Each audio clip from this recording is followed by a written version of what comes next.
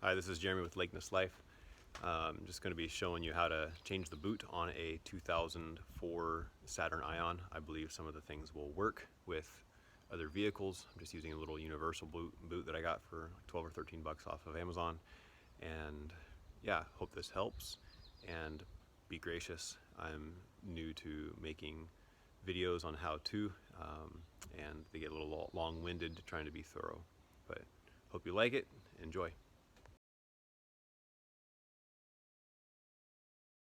I'm still working on my 2004 Saturn Ion, and this shifter boot is definitely pretty nasty looking.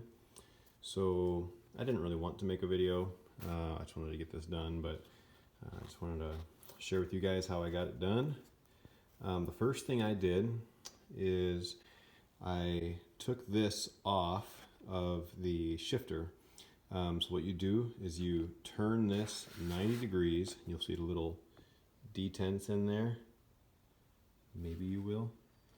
Turn it 90 degrees and then push it down. In order to get this off, you turn this here, drop it down, the knob, without those things in the way. The knob just comes right up, and it's super simple to do. Okay, see that?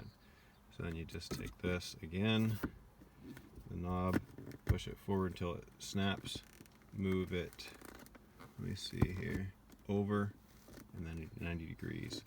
Also remember your layout. You have the stitches and the stitching in the corners. I'm going to show you how to pull this off since it's already off. In the front, they have the little angled ramps, and in the back, it has these tabs that go straight in. So the way it fits is going to be basically in and then snap down.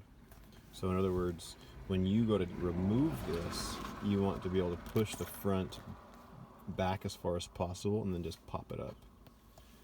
So that's how you remove that.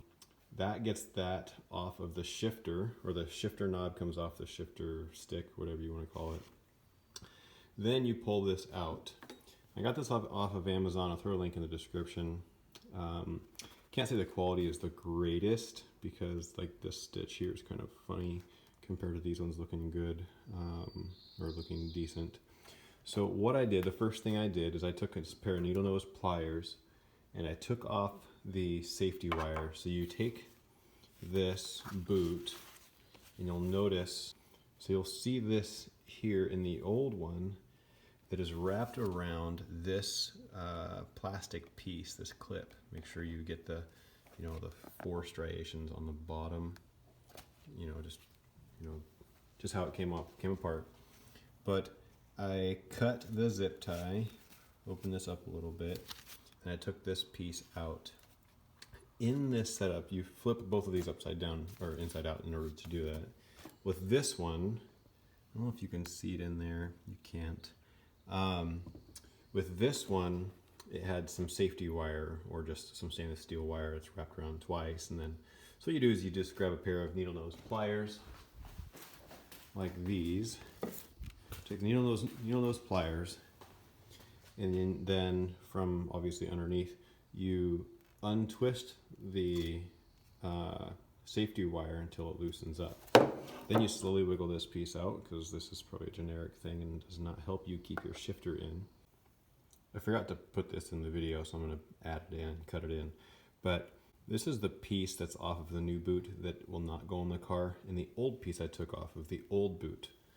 But whenever you take the old piece off the old boot and you undo the zip tie, the new piece you take off of the new boot and you undo some safety wire. You can see how there's a little bit of a detent. The other one has that same little groove or detent in there. And then do you see how that sits in there? When this sits through and this cinches down like that, you can see how it's going to hold. You can see how it's going to hold like that. So you need to do the same thing with when you take the old, let's just call it a grommet. You take the old grommet off and you put it onto the new boot. Take the safety wire, so don't just cut it in the middle. take the safety wire off of that, make a wrap around just like this one has a zip tie. Take the safety wire, wrap it around, grab it with your needle nose pliers, and twist. Now, a trick I learned, because we use safety wire in airplanes all the time, the trick I learned is a friend of mine told me, called the around the world. So after you twist it together, you're twisting it together, you cut off what they call the pigtail, grab it again, and then take it, and then you go around like this.